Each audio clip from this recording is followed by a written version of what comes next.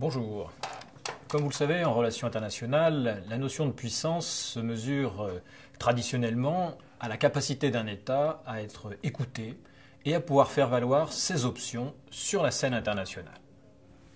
Parmi les éléments de cette audience figure en particulier un moyen qui relève autant la puissance qu'il peut en souligner les faiblesses, c'est-à-dire la capacité à intervenir militairement sur un théâtre d'opération. De ce point de vue, nous pouvons légitimement nous interroger sur la capacité de la France à disposer d'une audience internationale et, pour ce qui nous intéresse ici dans ce cours, à mener à bien des interventions militaires d'une certaine ampleur dans le monde et tout particulièrement pour le cours d'aujourd'hui sur le continent africain. La question de l'intervention française en Afrique se pose d'autant plus avec acuité que l'Afrique subsaharienne francophone en particulier a constitué pendant plusieurs décennies la zone d'influence privilégiée de la France et pour laquelle les forces militaires françaises ont conservé un certain nombre de savoir-faire, une sorte de capital, si vous voulez, de savoir-faire important qui leur permettent d'intervenir en la matière. Toutefois, il faut bien comprendre d'entrée de jeu qu'être en capacité d'intervenir militairement afin de suppléer une stratégie politique, portée le plus souvent par une politique de la communauté internationale, tout autant d'ailleurs que par la défense des intérêts nationaux,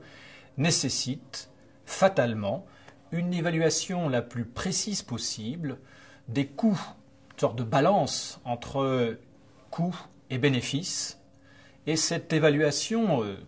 qui est forcément pétrie d'incertitudes, repose bien sûr sur des éléments géostratégiques, mais aussi, et ce sera tout l'objet notamment de ce cours aujourd'hui, sur des considérations plus subjectives qui relèvent le plus souvent du poids de l'histoire et des représentations que l'on s'en fait.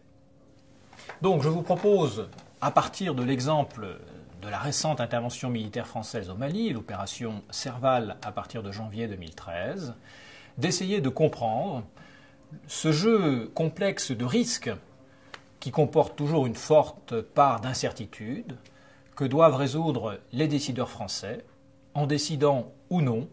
d'intervenir sur un théâtre africain. Le 11 janvier 2013, les forces armées, plutôt interarmées françaises, lancent une opération de grande envergure au Mali pour stopper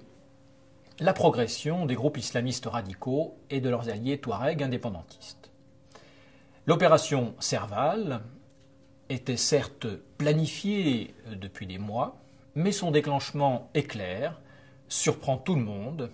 et interroge une nouvelle fois, je dis une nouvelle fois parce qu'on a déjà eu le cas de l'intervention française décisive en Côte d'Ivoire en avril 2011, elle interroge une nouvelle fois sur les motivations d'un tel engagement français en Afrique subsaharienne. La surprise en ce mois de janvier 2013 est d'autant plus forte que le gouvernement français, depuis la réorientation générale de sa politique de coopération avec l'Afrique, y compris pour son volet militaire, au milieu des années 1990, a mis en place une stratégie globale consistant à renforcer prioritairement les capacités militaires africaines, toute la stratégie RECAMP.